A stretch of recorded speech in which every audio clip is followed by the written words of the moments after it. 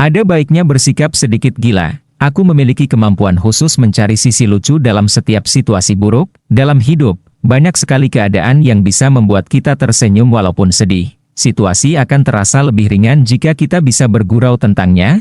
Hal ini bisa menetapkan seberapa bagus kondisi mental kita karena kita bisa menjaga jarak. Aku sering bergurau karena kupikir humor bisa membuat kita bernapas sedikit lebih lega dalam kehidupan sehari-hari yang berat. Ketika terbaring di rumah sakit akibat kecelakaan lalu lintas pun aku sering bergurau sambil mengamati tindak tanduk dokter. Karena tidak bisa merasakan bagian bawah tubuhku, aku pun bertanya kepada dokter ortopediku apakah aku akan baik-baik saja.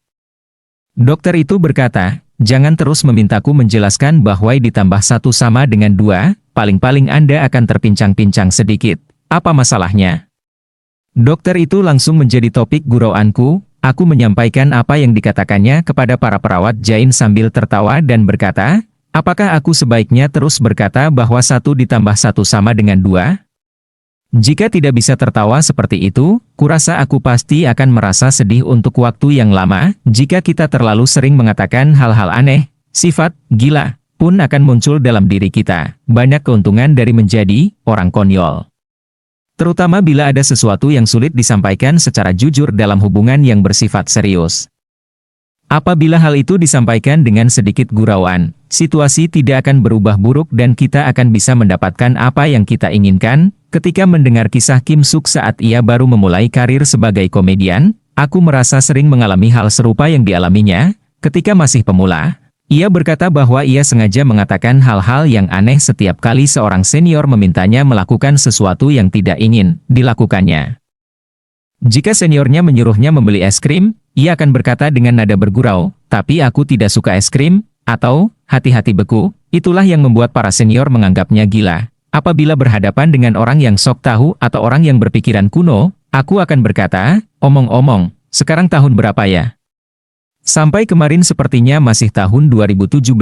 Lalu, apabila atasanku menelepon di luar jam kerja, aku akan mengangkat telepon dan berkata, aku akan melaporkan Anda kepada Kementerian Tenaga Kerja. Sebentar lagi Anda pasti akan didenda. Jika kita sudah dianggap sebagai orang yang sering bergurau, orang lain tidak akan tersinggung lagi mendengar gurauan seperti itu. Mereka bahkan mungkin akan berpikir, dia memang orang seperti itu, atau menganggap kita orang jujur, lalu diam-diam mereka akan memikirkan sikap dan perbuatan mereka sendiri. Aku juga akan lebih senang jika para junior tidak mengkritikku dengan serius, tetapi dengan nada bergurau yang tidak menyinggung perasaan.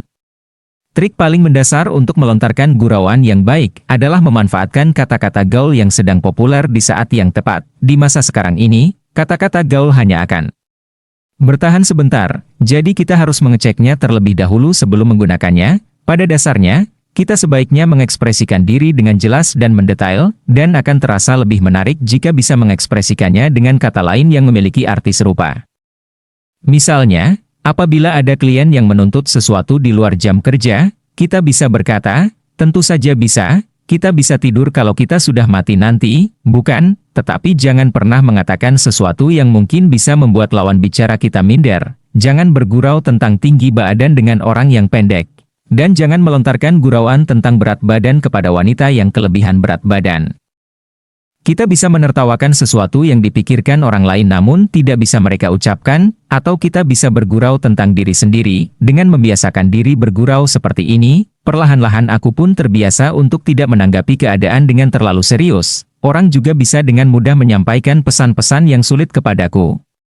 Gurauan membutuhkan pikiran yang terbuka. Begitu kita mulai bergurau, kita akan menyadari betapa banyak kata yang sebenarnya kita pendam selama ini. Kita memusatkan terlalu banyak perhatian pada orang lain dan mengartikan setiap tindak tanduk mereka, tetapi pada akhirnya kita hanya melihat apa yang ingin kita lihat. Walaupun tidak bisa melontarkan gurauan yang menarik, kita tidak perlu membebani diri. Bagaimanapun, kita tidak bisa bersikap lucu sepanjang waktu, bukan? Memangnya kita pelawak? Sebaiknya kita berlatih secara aktif karena selera humor seperti ini juga berhubungan dengan ekspresi diri secara aktif.